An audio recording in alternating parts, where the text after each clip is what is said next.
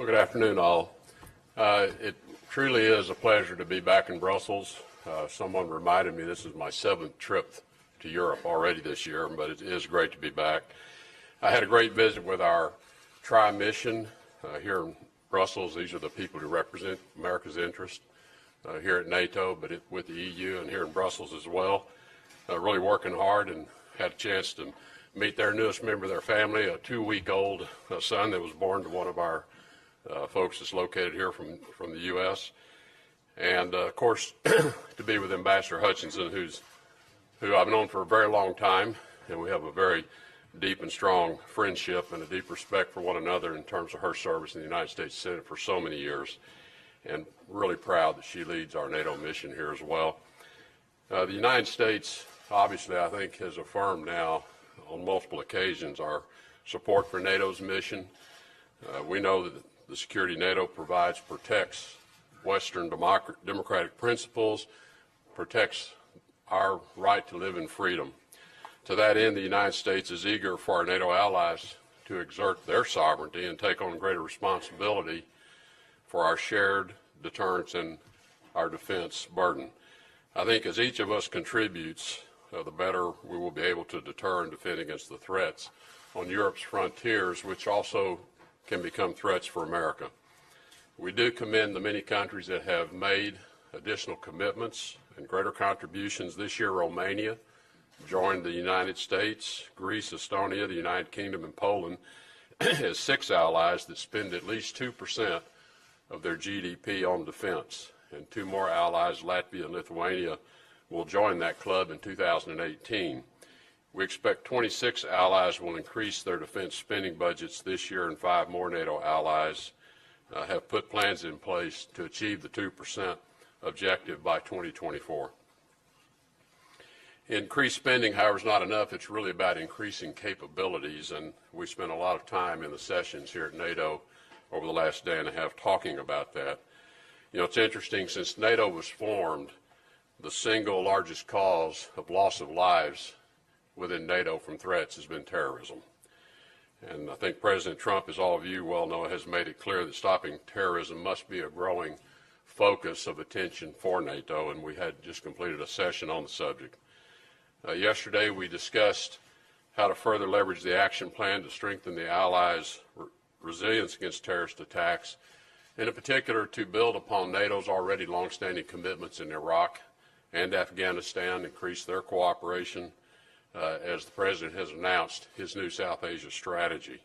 We appreciate NATO members' commitments to the United States' effort to defeat ISIS globally, as well as our other counterterrorism efforts.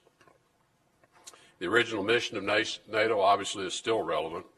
We've been clear with Russia that we cannot return to business as usual in the NATO-Russia relations as long as Russia continues its illegal occupation of Ukraine, and Russia's continued use of hybrid warfare seeks to undermine Western institutions, and this stands as a significant obstacle to normalizing our relations as well. Russia's aggression in Ukraine remains the biggest threat to European security and demands continued transatlantic unity in confronting that threat. Our NATO allies stand firm in our support of Ukraine's sovereignty and their territorial integrity. We do not accept Russia's efforts to change the internationally recognized borders of Ukraine or recognize Russia's illegal occupation of Crimea. Earlier this morning, we also had a productive discussion with Georgian Foreign Minister Janalizee. Georgia is a large contributor to our joint efforts in Afghanistan. In fact, they're the largest per capita of any contributing nation, and we strongly support Georgia's aspirations to become a NATO member. Looking ahead to our final session, which will be over lunch today, the United States does support NATO's open door policy and our commitment that any Europe-Atlantic country that wishes to join the alliance and meets the requirements to do so should be allowed to do so, and no third party should have anything to say about that pursuit of NATO membership. As we've done for decades, the United States will continue to maintain our straightforward, ironclad commitment to Article 5 We will continue to work for the common defense and the preservation of peace called for in the NATO Charter, and do so with confidence that our allies will continue to do the same. Thank you. Happy to take questions. Secretary, it's time for a few questions. Josh Laderman, AP. Thank you, Mr. Secretary. On several occasions, thank you. On several occasions, the President has publicly undermined your diplomatic efforts. In recent days, White House officials have said that you're going to be pushed out. And these are not media inventions. These are coming from the White House. Many Americans see these efforts as humiliating to you. You've had an illustrious career. Why do you put up with it? Why don't you quit? You know, this is a narrative that keeps coming up about every 6 weeks. And I would say y'all need to get some new sources because your story keeps being wrong. Terry Schultz from Deutsche Welle, right there in the middle. Hi, over here. Yesterday, the German foreign minister arrived at the meeting saying that there was an increasing divide between the U.S. and Europe, that Europe needs to take more of its responsibility, which is not just the funding question, and that the transatlanticism was suffering. So I'm interested particularly in whether you heard that in your meetings with allies. You had a meeting with them on Iran yesterday, and did they express as strongly as we hear them differences with the administration on Iran policy? Well, I heard Foreign Minister Gabriel's statement, and Sigmar and I have become quite close. I think I've probably met with him as many times and had as many telephone conversations as any of my counterparts. And look, Germany's going through a very difficult political process right now. Sigmar's part of that. And I don't want to say anything that's going to suggest any leanings one way or another. In terms of the support that we've received in our talks around our approach to Iran and in our Quad meeting yesterday, it was a very productive meeting. We share a common view of the threat that Iran poses in terms of its destabilizing activities in the Middle East region, most particularly in Yemen and in Syria, its support for terrorist organizations like Hezbollah, its export of lethal weapons, including rockets and missiles, and that we're all very concerned about how to address that issue.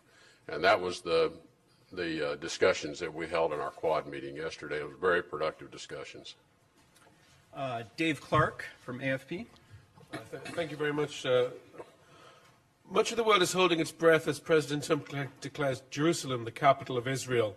Major European allies are saying it's wrong-headed, and Middle Eastern partners, and even some in your own department, are warning of potential violence and unrest. Is this part of a thought-out strategy to improve peace prospects, or is President Trump just fulfilling a campaign promise? And how can you claim to be a neutral broker in the Middle East conflict? Well, I want to be respectful that the President has not been allowed to address this issue himself, which he will be doing later today, as you know, with a speech that he'll be giving. So I don't want to go too far in terms of getting ahead of his speech. What I would encourage people to do is a couple of things. First, listen carefully to the entirety of the speech, listen to the full content of the speech. The President's very committed to the Middle East peace process. He has a team that he put in place almost immediately upon entering the White House. That team has been working very diligently on new approaches to the peace process. They've been engaged in a quiet way with many in the region around that process. They've shared it with me so that I could give them my steer on certain elements of the process, give them guidance on areas that I thought would be challenging to address, and they've gone off, they've done the hard work to try to address those.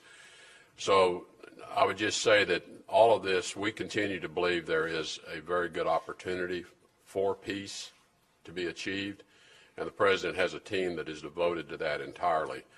And I would, with respect to the decision on Jerusalem, I really would leave that until you hear the President's full statement on that. Julian Barnes, The Wall Street Journal.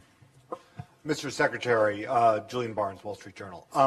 Ukraine, is the peacekeeping proposal by Russia real? Is there a possibility to negotiate something that would the United States could support, that would put peacekeepers on the border, restore control to Ukraine?